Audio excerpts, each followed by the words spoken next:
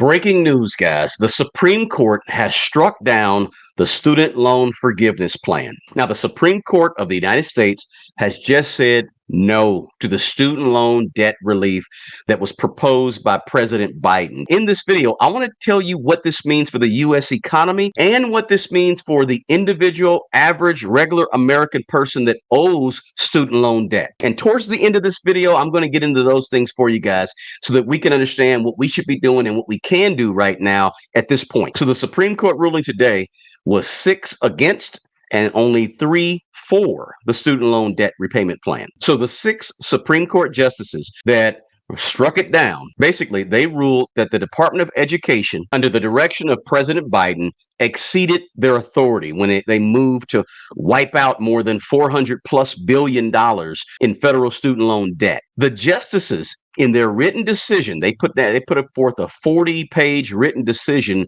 against the student loan debt repayment plan. They said a couple things that I want to kind of break down to you guys in this video. So let's start off by talking about the 6 justices that ruled to strike it down. Now, they said a few things that is very important, guys, and I just want to highlight these things, and I'll just read it. They said that Congress must clearly speak before a department secretary can unilaterally alter large sections of the American economy. So in other words, the Congress has to be involved. They said this is too much money for the Congress not to be involved and for this to be just the Department of Secretary's unilateral decision by themselves to do this, right? So my thing about this, guys, is maybe if Biden had come through in his plan and instead of saying $10,000 per borrower and $20,000 per Pell Grant recipient, if he had lowered those numbers quite a bit, maybe say we're going to give you $4,000 off for every borrower and maybe $5,000 off for every Pell Grant recipient, maybe this whole plan would have went through the Supreme Court. But the Supreme Court was obviously looking at the magnitude of this on the economy and the magnitude of how big this is at $400-something billion.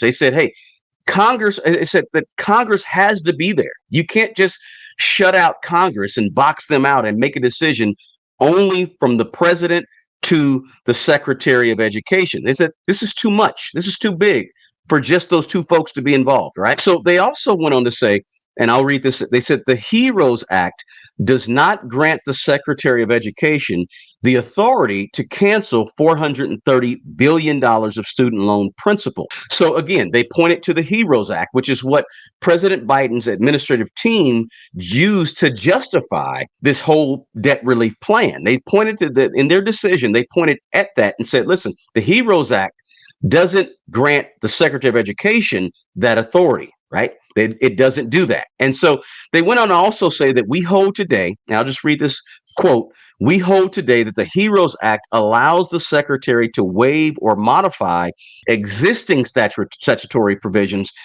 things that are already there, right? Laws and things already in place, not to rewrite the statute from the ground up.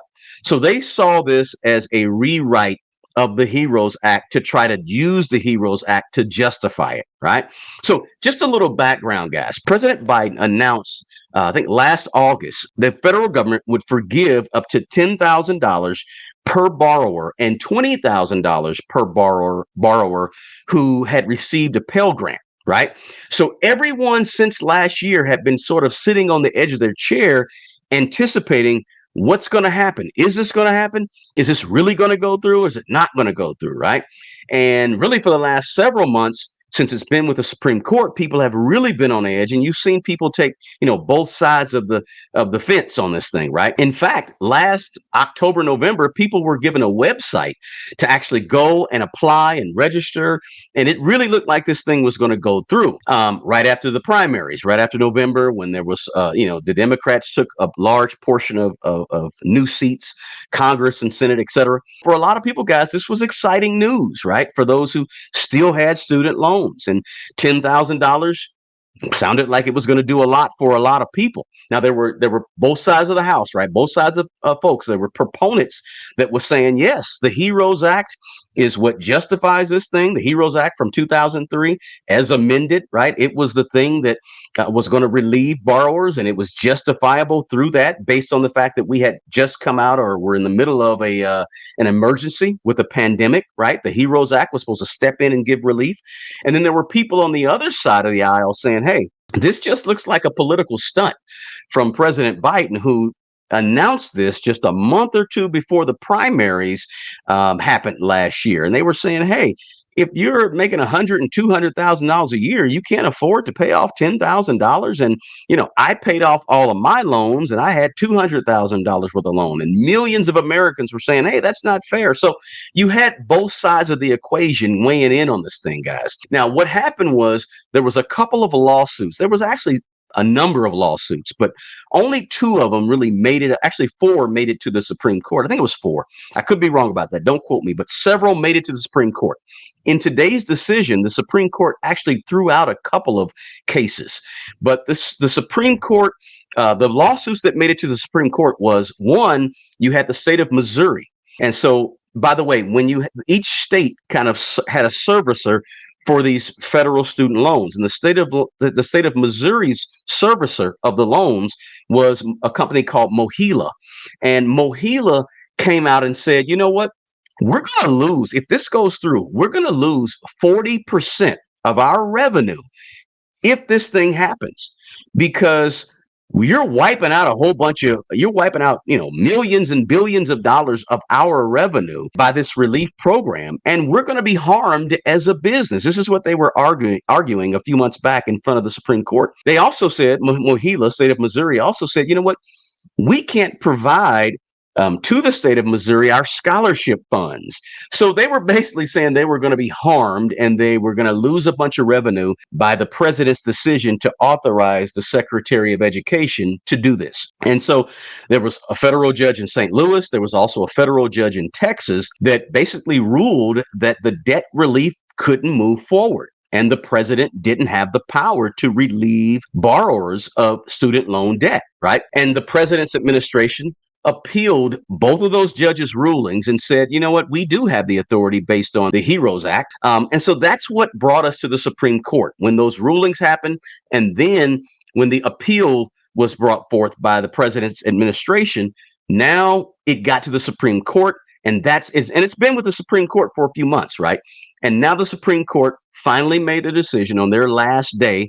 They've made the decision to go ahead and say, hey, no, it's not going to go through.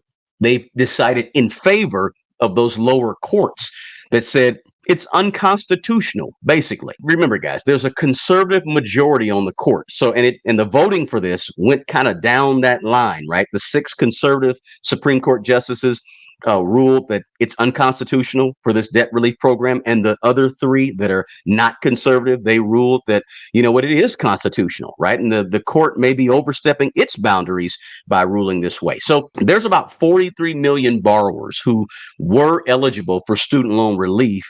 And about 20 million, here's the kicker, about 20 million of those borrowers, 20 million of those 43 million, they would have had their student loan debts wiped completely off the books had this gone through. So, it's affecting a lot of people. So here's the deal. What happens now? I'm going to be honest with you guys. I have not heard or read where the Biden administration has a second plan in place just in case this plan A of using the HEROES Act to justify it and going to the Supreme Court, in case that didn't work.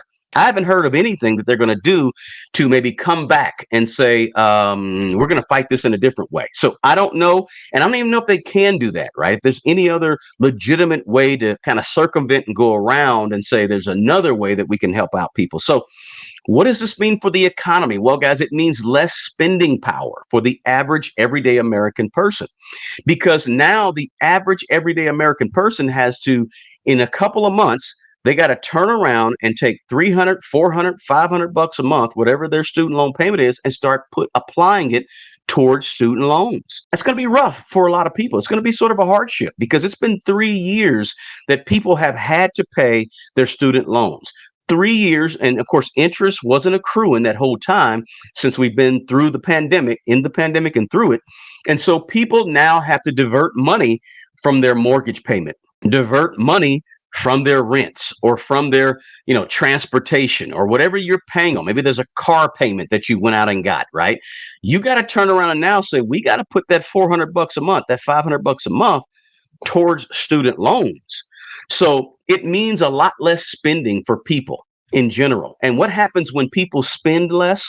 Well, when people spend less money, guys, it means that, the economy is going to sort of shrink a little bit, right? We already know the GDP is going down. It's gone down 3 straight quarters. It's still in the positive that we know of, right? At 1.1%, I think, was the GDP growth. But I think this is going to go right in line with the Federal Reserve's prediction that we're going to be in a recession towards quarter 3, end of quarter 3, quarter 4, and into quarter 1 of next year. Now, 40 million Americans have less money to spend on stuff in the economy because now they got to put it towards their student loans. So what does this mean for you individually, right? It means that for you, if you're paying student loans, interest is going to start accruing in September of this year. Just another couple of months. We're going to see interest kick back in. And so loans are going to be due to restart and be due in October of this year, about 3 months from now, right? So a few things you can be doing or at least be thinking about.